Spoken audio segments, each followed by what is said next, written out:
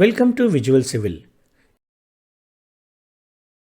In this video series, we are exploring the comprehensive design of combined footings presented in the most simplified manner with step-by-step calculations and clear diagrams.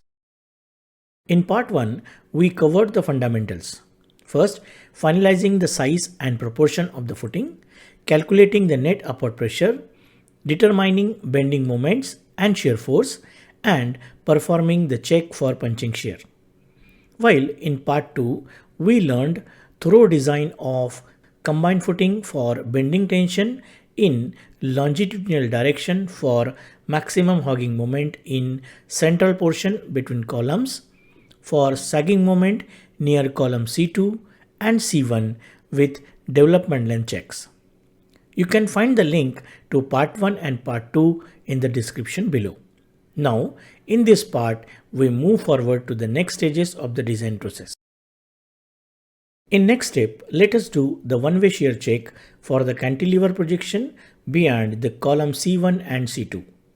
The critical section is at the distance of effective depth D equal to 340 mm from the face of column as marked here with the section X1 and X2 respectively. Now, let us begin with the one-way shear check for column C1. At section X1, the shear force is calculated as 2.4 kN. Now, applying the factor of safety, the ultimate shear force becomes 1.5 times 2.4, which equals 3.6 kN. Next, we compute the shear stress at this section, which comes out to 0.006 Newton per mm square. The percentage of the steel provided here is 0.20%. Referring to table 19, for M20 grade concrete, the design shear strength tau C is 0.32 Newton per mm square. Since this value is greater than the actual shear stress, we can conclude that the footing at section X1 is safe against one-way shear. Next, let us move on to the one-way shear check for column C2. At section X2, the shear force is calculated as 134.4 kN.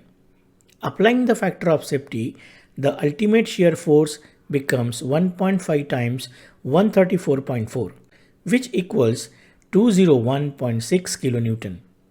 The shear stress at this section works out to be 0.329 Newton per mm square. Here, the percentage of a steel provided is 0.20%. So, from table 19, for M20 grade concrete, the design shear strength tau C is 0.32 Newton per mm square. Since this value is less than the actual shear stress, the footing at section X2 is unsafe in one-way shear. Therefore, shear reinforcement will be required to ensure the safety. As per IS 456 code, shear reinforcement must be provided to resist a shear force equal to VUS, which is calculated as VU minus tau C multiplied by B and D. Substituting the values into the equation, we obtain VUS equals to 5.76 kN. Consider 8 mm dia, 8 leg stirrups, giving a total cross-sectional area of 402 mm square. Next, the required spacing of the stirrups, SV, is determined using the standard expression from the IS code. After substituting the values and solving, we arrive at SV equal to 8500 mm. This spacing is far greater than any practical value, which is clearly indicate that a much closer spacing will be necessary in practice. Therefore, check the spacing for minimum shear reinforcement using the expression given in clause 26.5.1.6. Using the similar 8 mm dia, 8 leg stirrups, the spacing of stirrup is calculated as 201 mm. This is also less than the maximum spacing equal to 0.75 times effective depth or 300 mm. Hence, Provide 8 mm dia 8 leg stirrup at 200 mm center to center. In the next step, let us check the footing for one-way shear in the central portion between column C1 and C2. For diagonal tensions between two columns, a crack may occur at the nearer of the two possible locations. First, at the effective depth from the column face corresponding to a sagging bending moment, or second, at the contraflexure point from the column center corresponding to a hogging bending moment. So, near column C1, the possible crack locations are 340 mm from the column face marked as section XD1, or 81 mm from the column center marked as section XC1. Since the nearest location is 81 mm, this is taken as the section for the one-way shear check. However, this section lies directly beneath the column C1. Therefore, the section is shifted to the inner face of the column C1, which is at 150 mm from the column center. Similarly, for column C2, the nearer location of the section for one-way shear check is at point of contraflexure, which is at 314 mm from the column center. So, in central portion near column C1 and C2, the check for one-way shear will be carried out at the section marked as XC1 and XC2 respectively as shown in the figure. Now, let us proceed with the one-way shear check in the central portion near column C1. At section XC1, the shear force is calculated as 344 kN. Applying the factor of safety, the ultimate shear force becomes 1.5 times 344, which is equal to 516 kN. The shear stress at this section is computed as 0.84 Newton per mm square.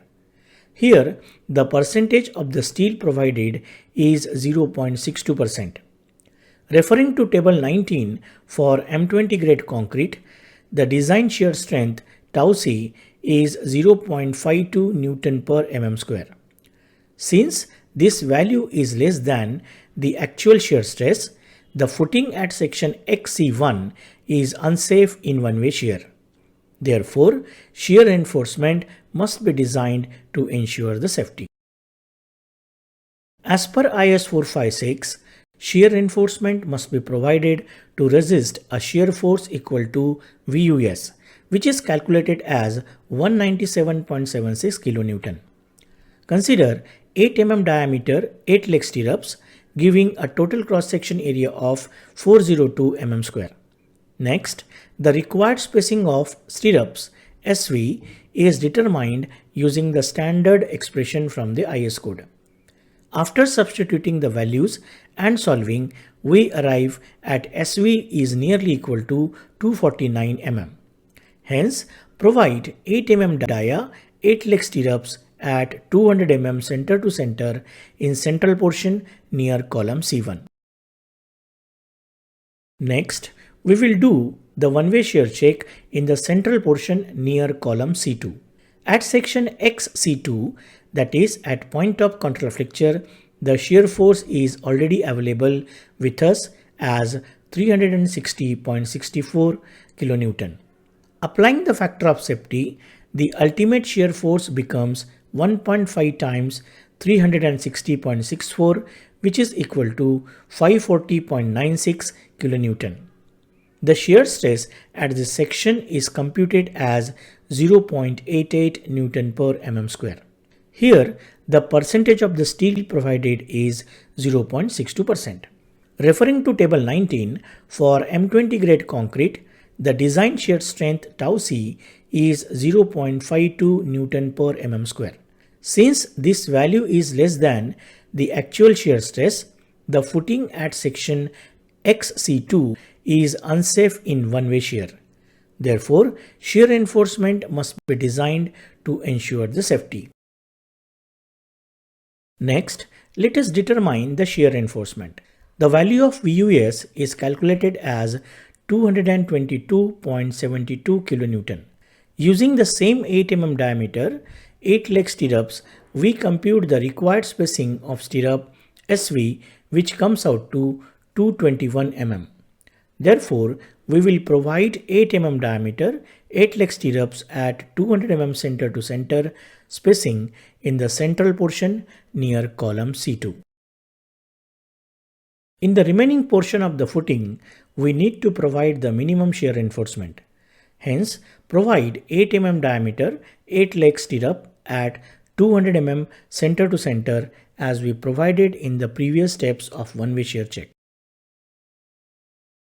Because of the upward soil pressure, the footing bends not only in the longitudinal direction but also transversely near column C1 and C2 as shown in the figure.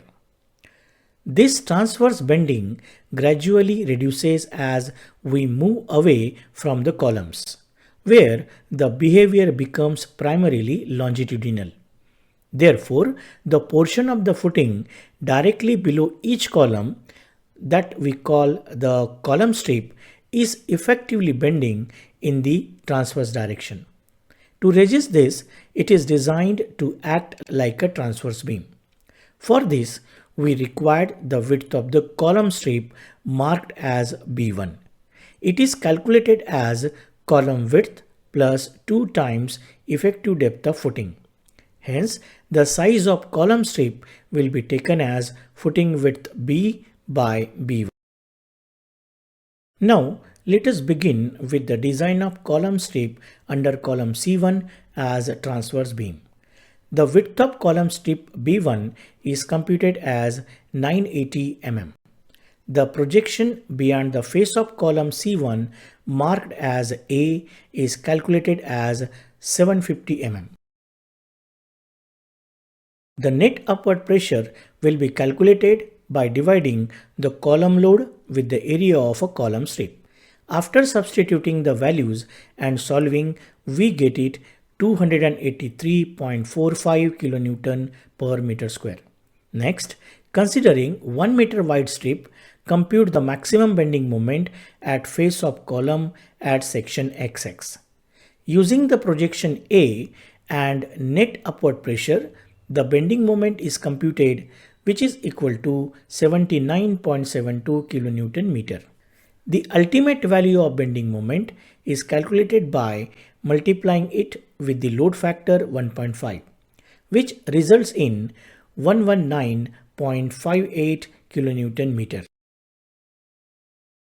Now, check the adequacy of provided depth for this ultimate bending moment using expression given in clause G1.1 of IS 456.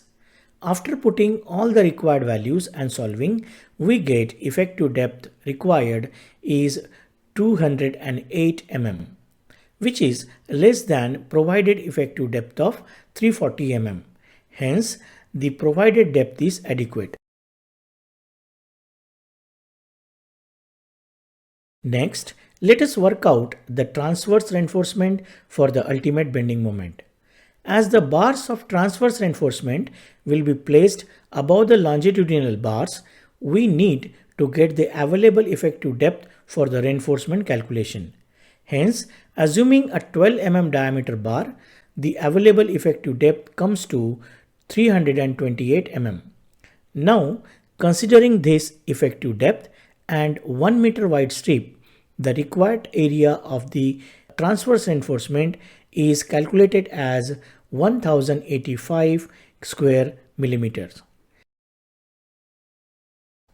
Using 12 mm dia bar, the spacing is calculated as 104 mm. Hence, provide 12 mm dia bars at 90 mm center to center at bottom within the width of 980 mm below column C1. In the next step, we will design the column strip under column C2 following the same approach we used for column C1. The width of the column strip B1 is computed as 1080 mm and the projection beyond the face of column C2 equal to 700 mm. The net upward pressure is calculated as 360 kN per square meter. At the face of column C2, the maximum bending moment comes to 88.2 kN.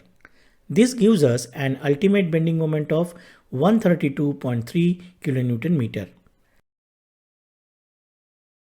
The required effective depth for this ultimate moment is 218 mm, which is less than the provided effective depth of 340 mm. So the section is safe. Now let us determine the transverse reinforcement for this ultimate moment. Assuming 12 mm dia bars and available effective depth for transverse reinforcement is 328 mm, for a 1 meter wide strip, the required area of the transverse reinforcement is calculated as 1210 square mm. Using 12 mm dia bar and spacing works out to be 93 mm. Therefore, we will provide 12 mm dia bar at 90 mm center to center placed at the bottom within the 1080 mm width below column C2. Finally, let us compute the transverse reinforcement for rest of the footing. For this, provide the reinforcement equal to 0.12% of total cross-section area. So, considering 1 meter wide strip, the required area of the reinforcement is 480 mm square. Using 12 mm dia bar, the spacing is computed as 235 mm. Hence, provide 12 mm dia bar at 225 mm center to center at bottom in the remaining portion of the footing. Finally, let us see the complete reinforcement arrangement in sectional elevation, plan of top reinforcement and bottom reinforcement. The stirrups are not shown in the diagram for the clarity of other reinforcement. If you like this video, then share your thoughts in comment section, subscribe this channel and press the bell icon to get the notification of such interesting videos for visual and simplified learning of various civil engineering topics.